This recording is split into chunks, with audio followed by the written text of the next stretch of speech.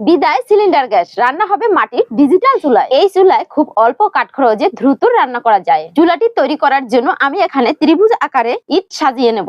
আমি এখানে 6টি ইট সাজিয়ে নিয়েছি। এর মাঝখানে একটি রঙের কৌটা বসিয়ে ইটের উপরে মাটির প্রলেপ দিয়ে দেব। তারপরে সব জায়গায় আমি মাটি ভরে দেব। আমি সব জায়গায় সম্পূর্ণ মাটিটা ভরে নিয়েছি। এরপরে নিতে হবে একটি লোহার চোঙ। লোহার চোঙটিকে ইটের উপরে বসিয়ে এবার এর চারপাশ থেকে আবার আমি ইট বসিয়ে নিচ্ছি। চুলাটিকে আমি দুটি সারিতে ইট বসিয়ে তৈরি করেছি। এখন আমি এই সারির ভিতরে মাটি দিয়ে ভরে নেব।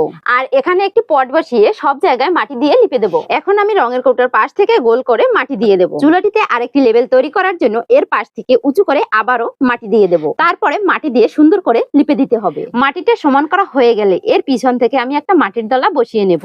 তার ঠিক একদিন পরে রঙের কৌটাটি এবং বোতলটি তুলে নেব। আমি এখানে একটি কাগজের পাপড়ি নিয়েছি। এই পাপড়িটিকে চুলের সাইডে বসিয়ে দাগ দিয়ে দেব। দাগ দেওয়ার পরে এটা দেখুন একটা পদ্ম ফুলের মতো দেখতে লাগে। এখন একটা ছুরি দিয়ে এই মাটিটাকে কেটে ফেলবো। দেখুন বন্ধুরা, আমি যেভাবে এই মাটিটাকে কেটে তুলে নিয়েছি সেই একই ভাবে আপনারাও কেটে নেবেন। তারপরে জলনুড়ি দিয়ে চুলাটাকে আমি লিপে দেব। এখন আমি এখানে একটি কুলিং ফ্যান নিয়েছি। এই ফ্যানটিকে একটি ব্যাটারি এবং অন অফ সুইচের সাথে সেট করে দেব। দেখুন সুইচটি চাপ দেওয়ার সঙ্গে সঙ্গে ফ্যানটি চলে উঠেছে।